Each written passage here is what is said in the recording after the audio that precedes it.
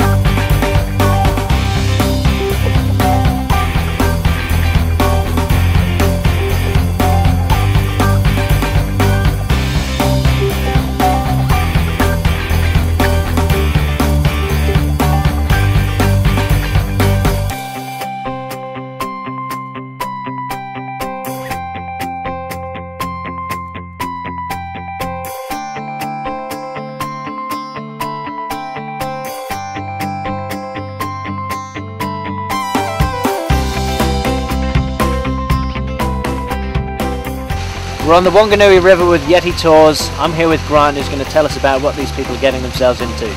We do everything from a 1-day through to a 10-day trip down the river here.